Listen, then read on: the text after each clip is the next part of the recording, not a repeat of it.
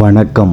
உலக வரலாற்றில் அழியாத முத்திரையை பதித்த ஒரு மகத்தான ஆளுமை இயேசு கிறிஸ்துவை பற்றி இன்று நாம் பார்க்க போகிறோம்.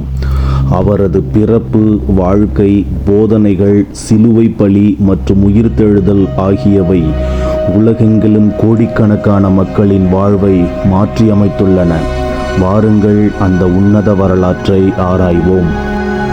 இயேசு பிறப்பதற்கு பல நூற்றாண்டுகளுக்கு முன்பே தீர்க்கதரிசிகள் மேசியா, மீட்பர் என்று சொல்லுவார்கள். அவர்கள் வருவார் என்று இஸ்ரவேல் மக்களுக்கு அறிவித்திருந்தார். உதாரணமாக சொல்ல வேண்டுமென்றால் ஏசாயா தீர்க்கதரிசி நாசரேத் ஊரில் வாழ்ந்த மரியா என்ற கன்னிகைக்கு கபிரியேல் தூதன் தோன்றி, நீர் கருத்தரித்து ஒரு குமாரனை பெறுவீர், அவருக்கு இயேசு என்று பெயரிடுவீர் என்று அறிவித்தார். ரோம பேரரசின் மக்கள் தொகை கணக்கெடுப்பிற்காக மரியாவும் அவரது கணவர் யோசேப்பும் தங்கள் மூதாதையர் ஊரான பெத்லகேமுக்கு சென்றனர். அங்கே ஒரு மாட்டுத் தொழுவத்தில் இயேசு பிறந்தார். மேய்ப்பவர்களுக்கு தேவதூதர்கள் தோன்றி நற்செய்தி அறிவித்தனர். கிழக்கிலிருந்து வந்த ஞானிகள் ஒரு நட்சத்திரத்தை பின்தொடர்ந்து வந்து குழந்தை இயேசுவை கண்டு வணங்கி பரிசுகள் அளித்தனர். ஏரோது ராஜா குழந்தை இயேசுவை கொல்ல திட்டமிட்டதால் யோசேப்பும் மரியாவும் இயேசுவுடன் எகிப்துக்கு தப்பிச் சென்றனர். ஏரோது இறந்தபின் மீண்டும் நாசரேத்துக்கு வந்து குடியேறினர். இயேசு நாசரேத்தில் வளர்ந்தாள். தனது 12 வயதில் ஜெருசலம் ஆலயத்தில் வேத பாரகருடன் தர்க்கித்த நிகழ்ச்சி அவரது ஞானத்தை காட்டுகிறது. இயேசு தனது 30 வயதில் தனது உறவினரான யோவான் மூலம் யோர்தான் நதியில் ஞானஸ்தானம் பெற்றார். இயேசு அவர்கள் ஞானஸ்தானம் பெறும் அந்த தருவாயில் அப்பொழுது வானத்தில் இருந்து, நீர் என்னுடைய நேசகுமாரன், உம்மிடத்தில் பிரியம் வைத்திருக்கிறேன் என்ற ஒரு சத்தம் கேட்டது. ஞானஸ்தானத்துக்கு பிறகு இயேசு 40 நாட்கள் வனாந்தரத்தால் சாத்தானால் சோதிக்கப்பட்டார். அவர் இறை வார்த்தையால் சாத்தானை தோற்கடித்தார். இயேசு மீனவர்களான பேதுரு, அந்திரேயா, யோக்கேபு, யோவான் போன்ற பலரை தனது சீடர்களாக தேர்ந்தெடுத்தார். மொத்தம் 12 சீடர்கள் அவருடன் இருந்தனர். இயேசு அவர்கள் செய்த அற்புதங்கள் ஏராளம். கானா ஊர் திருமணத்தில் தண்ணீரை திராட்சை ரசமாக மாற்றியது, குஷ்ட ரோகிகளை குணப்படுத்தியது, குருடர்களுக்கு பார்வை அளித்தது, முடவர்களை நடக்க வைத்தது, பிசாசுகளை துரத்தியது, கடலின் மேல் நடந்தது, சில அப்பங்கள் மற்றும் மீன்களை கொண்டு ஆயிரக்கணக்கான மக்களுக்கு உணவளித்தது, மரித்தோரை உயிரோடு எழுப்பியது. உதாரணமாக லாசருவை என்பவரை உயிர்ப்பித்தார் அவர். இயேசு அவர்களது முக்கிய போதனைகளாக பார்க்கப்படுவது மலை பிரசங்கம், பரலோக அரசு, அன்பு கட்டளை, மன்னிப்பு, உவமைகள், இவை போன்றவைதான் இயேசுவின் முக்கிய போதனைகளாக பார்க்கப்படுகிறது. மலை பிரசங்கம் என்பது நீதியுள்ள வாழ்க்கை, அன்பு, மன்னிப்பு, தாழ்மை, கடவுளை மட்டுமே சார்ந்து வாழுதல். அடுத்ததாக பரலோக அரசு என்பது பரலோக ராஜ்யம் அருகில் உள்ளது என்று பிரசங்கித்தார். அன்பு கட்டளை, கடவுளையும் பிறரையும் நேசிப்பதே மிகப்பெரிய கட்டளை. மன்னிப்பு, பகைவர்களையும் மன்னிக்க கற்றுக் கொடுத்தார். உவமைகள், விதைக்கிறவன் உவமை, காணாமல் போன ஆடு, நல்ல சமாரியன், வீணான மகன் போன்ற உவமைகள் மூலம் எளிமையான மொழியில் சத்தியங்களை மட்டுமே போதித்தார். இயேசுவின் அடையாளம் தன்னை தேவனுடைய குமாரன் என்றும், உலகத்தின் ஒளி என்றும், ஜீவ அப்பம் என்றும், நல்ல மேய்ப்பன் என்றும் அவரே அறிவித்தார்.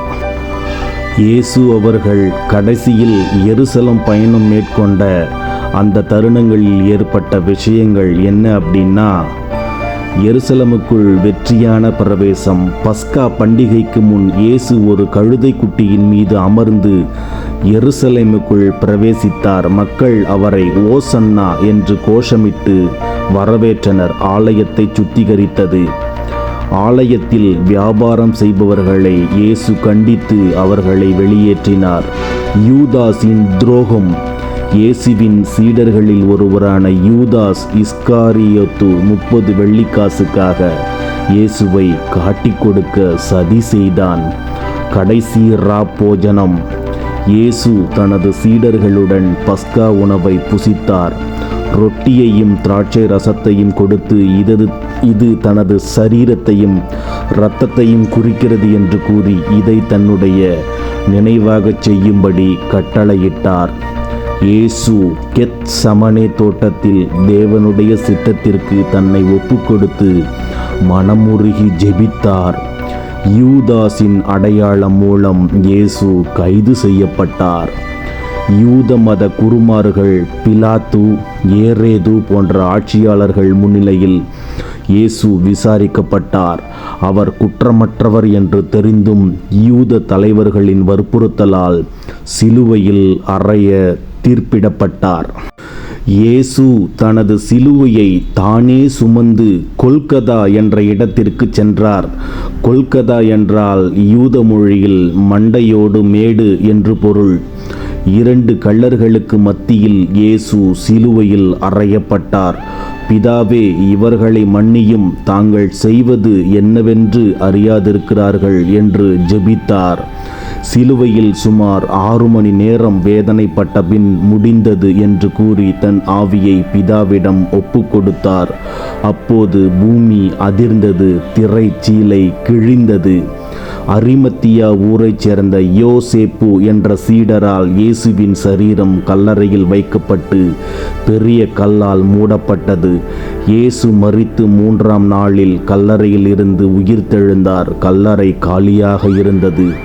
மரியா மகதலேனா சீடர்கள் மற்றும் 500க்கும் மேற்பட்டோருக்கு இயேசு தோன்றி தனது உயிர்த்தெழுதலை உறுதிப்படுத்தினார். உயிர்த்தெழுந்த 40 நாட்களுக்கு பிறகு இயேசு சீடர்கள் பார்க்க வானத்திற்கு எடுத்து கொள்ளப்பட்டார்.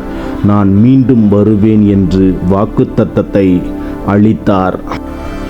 இயேசு உலகிற்கு ஒளியாக பிறந்த தினத்தை கொண்டாடும் பண்டிகைதான் கிறிஸ்துமஸ். இது உலகில் கோடிக்கணக்கான மக்களால் கொண்டாடப்படும் ஒரு முக்கிய நிகழ்வு.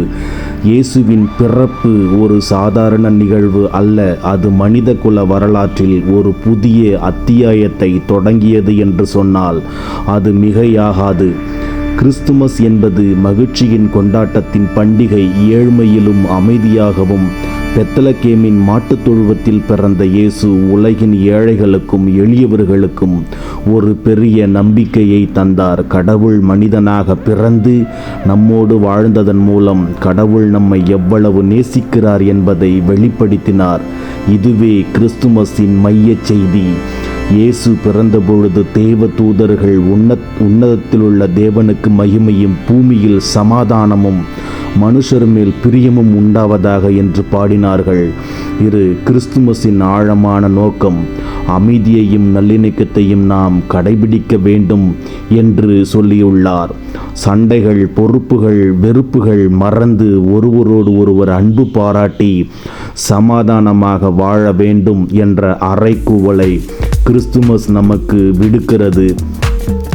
ஞானிகள் இயேசுவுக்கு பரிசுகள் கொடுத்தது போல நாமும் ஒருவருக்கொருவர் அன்புடனும் ஈகை மனப்பான்மையுடனும் பரிசுகளை பகிர்ந்து கொள்கிறோம். ஆனால் மிக முக்கியமாக நம்முடைய அன்பு, நேரம் மற்றும் உதவியை மற்றவர்களுடன் பகிர்ந்து கொள்ள வேண்டும். பகிர்தல் என்பது பொருள்களை பரிமாறிக்கொள்வது மட்டுமல்ல, அது நம் இதயத்தில் உள்ள அன்பையும் இரக்கத்தையும் பிறருக்கு அளிப்பது. குறிப்பாக தேவையில் இருப்பவர்களுக்கு உதவுவது. இருண்ட உலகிற்கு ஒளியாக வந்த இயேசுவைப் போல நம் வாழ்வின் இருண்ட தருணங்களில் நம்பிக்கை ஒளி வீசும். கிறிஸ்துமஸின் நமக்கு புதிய நம்பிக்கையையும் பிரகாசமான எதிர்காலத்தையும் நினைவூட்டுகிறது. அன்பர்களே, எவ்வளவு கடினமான சூழ்நிலைகள் வந்தாலும் நம்பிக்கை இழக்காமல் கடவுளின் அன்பை நம்பி வாழ வேண்டும் என்பதே கிறிஸ்துமஸ் நமக்கு சொல்லும் செய்தி. அடுத்தது புனித வெள்ளி. இயேசு கிறிஸ்து மனித குலத்தின் பாவங்களுக்காக சிலுவையில் அறையப்பட்டு உயிர் நீத்த தினத்தை நினைவு கூறும் நாள். இது கிறிஸ்துவ விசுவாசத்தின் மிக முக்கியமான மற்றும் ஆழ்ந்த துயரமான தினங்களில் ஒன்று. புனித வெள்ளி என்பது தியாகத்தின் உச்சக்கட்டத்தை நினைவு கூறும் நாள். இயேசு எந்த தவறும் செய்யாதவராக இருந்தும் நம்முடைய பாவங்களுக்காக சிலுவையில் அறையப்பட்டு தன் இன்னுயிரை ஈந்தார். தனது உயிரை பலி கொடுத்ததன் மூலம் மனித குலத்தின் மீது அவர் கொண்ட அன்பின் அளவை வெளிப்படுத்தினார். இது சுயநலமற்ற அன்பின் ஆகச்சிறந்த உதாரணம்.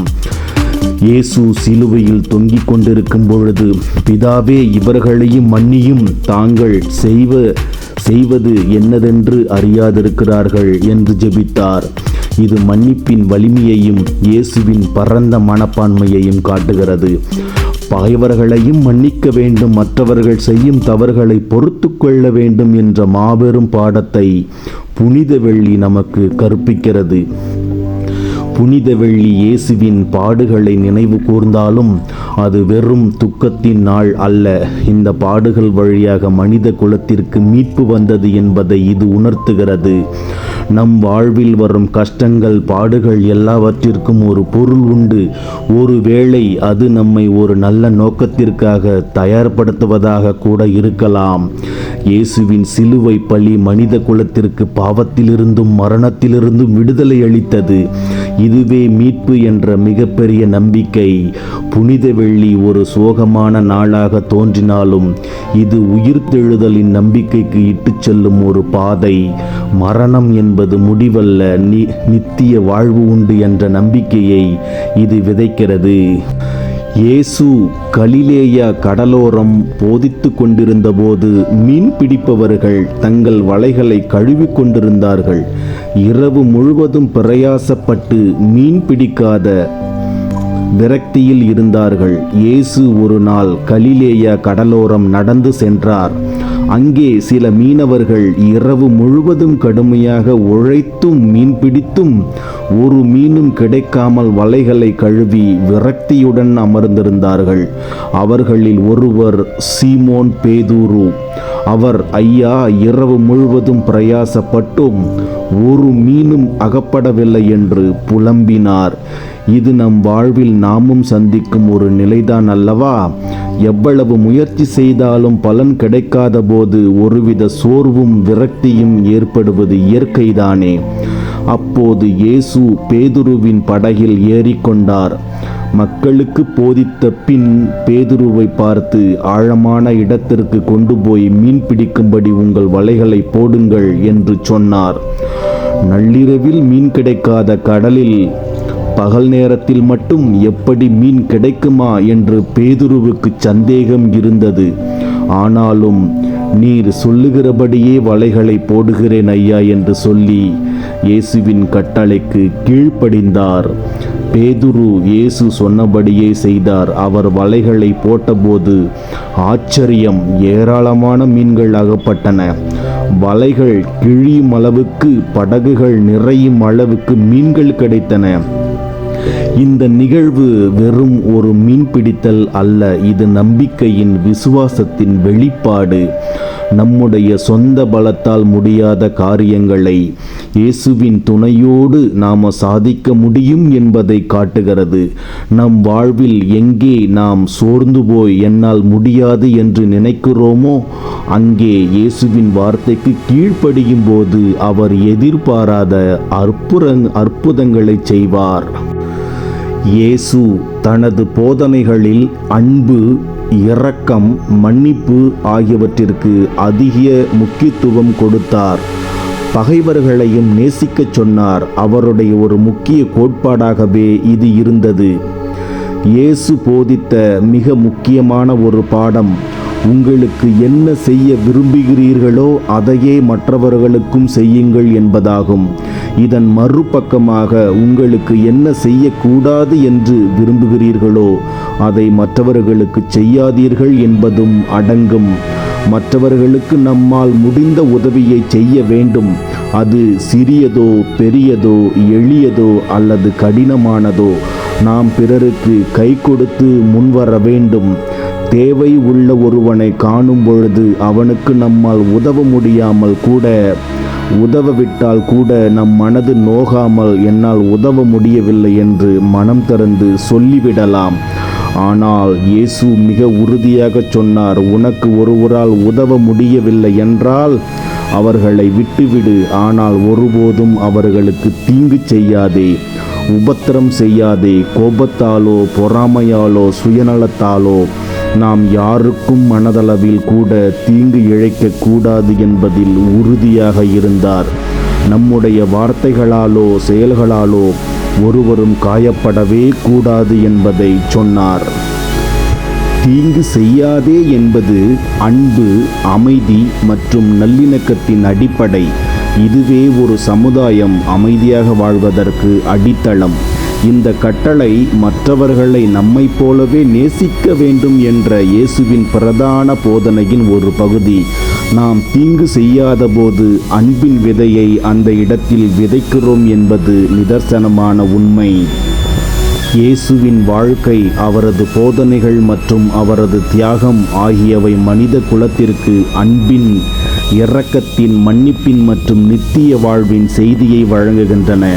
அவரது வரலாறு வெறும் ஒரு நிகழ்வல்ல, அது இன்றும் கோடிக்கணக்கான மக்களின் இதயங்களில் வாழ்ந்து கொண்டிருக்கும் ஒரு நித்திய சத்தியம். இந்த வரலாறு உங்களுக்கு பயனுள்ளதாக இருந்திருக்கும் என்று நம்புகிறோம். இந்த வீடியோ பதிவு உங்களுக்கு பிடித்திருந்தால் உங்களது நண்பர்களுக்கு ஷேர் செய்யுங்கள், லைக் செய்யுங்கள், கமெண்ட் செய்யுங்கள் மற்றும் மறக்காமல் சப்ஸ்கிரைப் செய்யுங்கள் நண்பர்களே. நன்றி, வணக்கம்.